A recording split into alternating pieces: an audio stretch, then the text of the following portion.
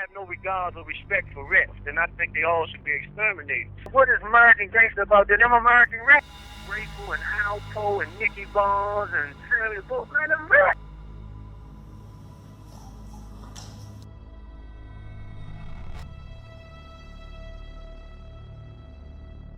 A lot of people feel that no matter what you do, if you rat or snitch, that's worse. I mean, do you think there's a time in which it's good to cooperate?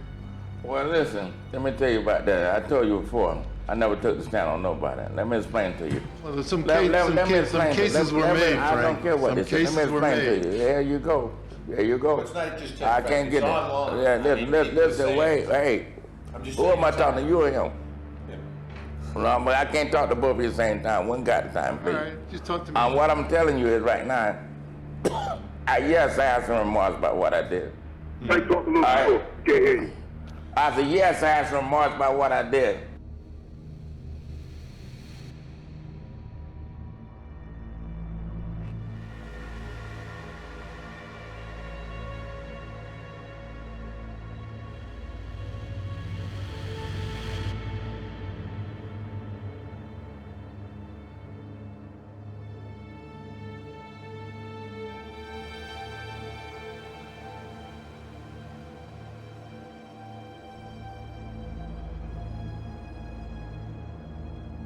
And he received a 40-year sentence and then a 30-year on top of that. And he appealed it. The conviction, I believe, was in '76. In 1977, the appeal was turned down, and at that point, he was looking at 70 years, and he approached the United States Attorney's Office in the Southern District of New York to see if he could get a reduction in his sentence by cooperating. And that's when I became personally involved in him.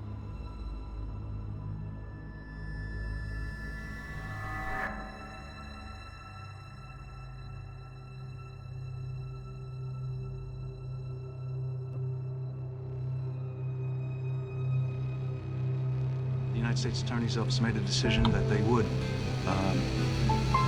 follow whatever he was willing to offer us. And that's when we got involved in the DEA. No, we wouldn't let him out on the street to cooperate, to try to drum up business, if you will. He had a knack, like I said before, for convincing people on the phone. He worked the phones all day long while in jail, trying to convince people on the street that he would never give them up, and would they meet one of his people who would be an undercover DEA agent.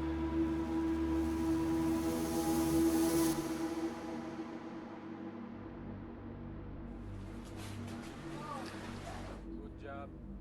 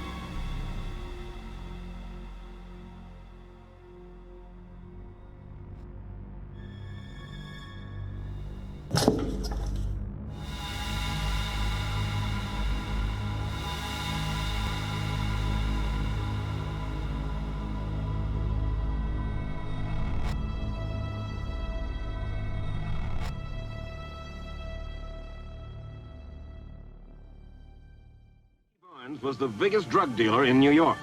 You ever kill anybody? No. Had other people do it for you? I guess I would best describe it, yeah. Yeah.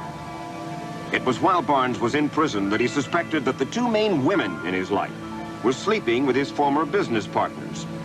How could he get even? Testify against his old pals, put them in prison, become a hero to the feds. 1 year after his indictment, Leroy Nicky Barnes was convicted and sentenced to life without parole. It was while Barnes was in prison that he suspected that the two main women in his life and were sleeping with his former business partners, thus violating the code of honor that he says existed on the street. A very attractive woman. And in New York, there are several million eligible men. Now, I told her that we have a hands-off policy to about 20 of them.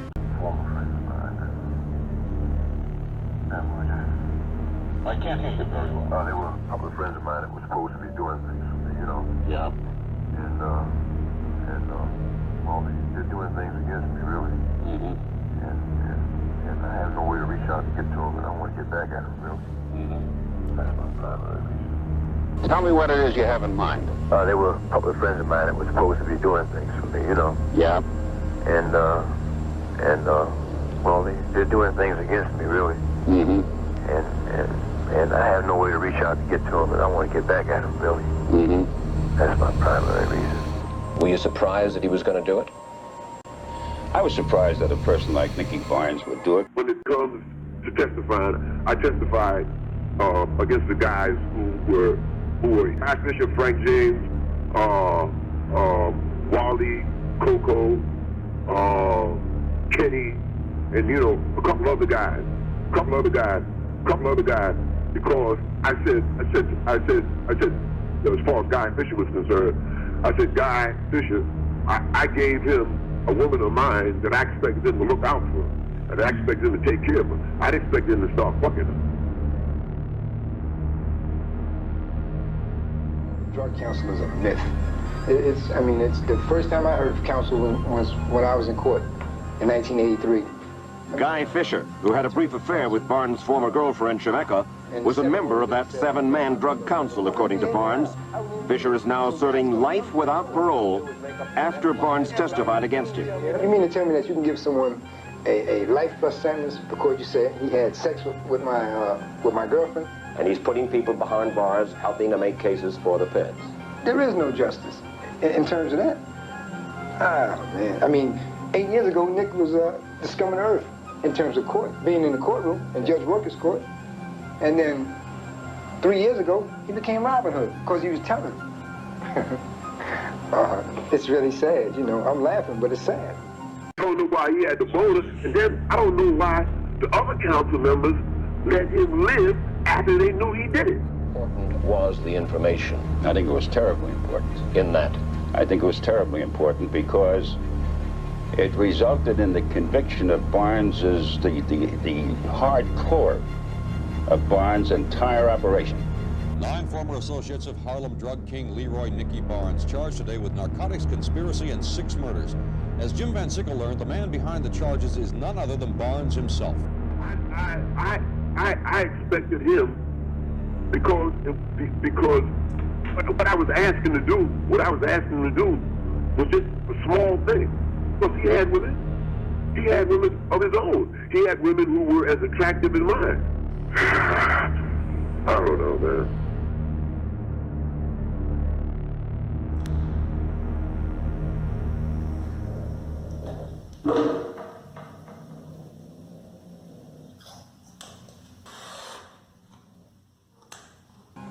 Though Barnes says now he began to talk against his former drug associates like Fisher out of a motive of revenge, it soon became apparent that freedom was mostly on his mind. And since Barnes knew he could only be released through a presidential pardon, he understood that the government wanted more from him. So he testified before the President's Commission on Organized Crime, wearing a hood, telling the commission about drug operations in New York. And Barnes began to snitch on his fellow inmates as well. Inside prison, Barnes learned about illegal activities that he described to prison authorities. I'm a bookmaker, and right now on camera, I want to lay you 9 to 5 that Nicky Barnes, Leroy Barnes, gets out of jail. New York gangster Herbie Sperling spoke with Barnes when they were in prison together in New York. And they worked out a drug deal at Barnes' suggestion that eventually resulted in the conviction of Sperling's son. I'm doing the same sentence that Nicky Barnes was doing. Life without parole. Without parole. I've got it the longest in the country. It's worse than a death sentence. A death sentence, you're dead and life goes on. Here you linger and you linger, And sometimes people get depressed. Now, some people get so depressed that they decide to make up a story. You think he's going to get out? There's no doubt in my mind the government has to let him out. This is part of their propaganda ploy. What they're saying is anybody that wants to get out, just make up stories about a lot of people. We got plenty of room. We got a lot of prisons. We'll replace them with you and we'll let you out.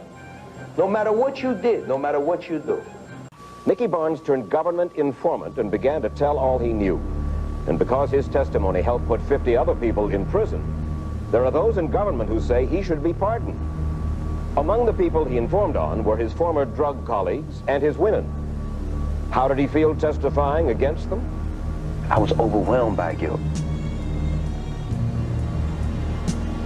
I was overwhelmed by guilt. I had every reason to testify against them and no reason at all to feel guilty. And I started crying on the stand. From guilt. Yeah. And emotion. And emotion. I couldn't talk. Barnes testified about his secret 7-member drug council, composed of the most successful black heroin dealers in New York, some of whom attended this birthday party for Barnes in the middle 70s. According to Barnes, they shared an oath of brotherhood and loyalty to one another. I think he should be given credit for his having cooperated with the government to encourage others to come forward and cooperate and bust up these operations. Essentially what should happen with him, in my view, is at some point he should be permitted to be released from prison at some point. Do you think that you should get a pardon after all the pain and misery that you caused? I think that I deserve some type of relief because it's customary. I don't see why policy of the Justice Department should change because of Nicky Barnes. You got any remorse about what you did, Nick? You think it was... No, not at all, man. No. I think that the realistic situation here has to be that when people turn in, organizations like this account for 50 people being convicted. Everyone he's testified against has been convicted and their cases have been upheld on appeal. There has to be some reward for that. That's the only way we can combat this kind of activity. If they let him out, Barnes says, he would like to teach the young about the dangers of drug addiction. Were he to get out, he would have to remain in the witness protection program, guarded for the rest of his life by the U.S. Marshals. We talked to old pals of his who are now in Lewisburg prison. They said, listen, he's a snitch. He'll be on the street in no time. They really believe that the only reason that he did it was not because he got religion, but because he wants to get on the street and that you're going to help him do just that. I think my information resulted in maybe 75 or 80 felony convictions. They have a place in Lewisburg Federal Penitentiary that they call it the Nicky Barnes range, because all of the people up there were people that I gave up. You know, I just said, no, I'll pull them motherfuckers in here with me. I'll pull them in here with me and let them see what it's like. No, I don't regret that. I would rather be out here than to be in there with them. Why would I want to be with them kind of niggas?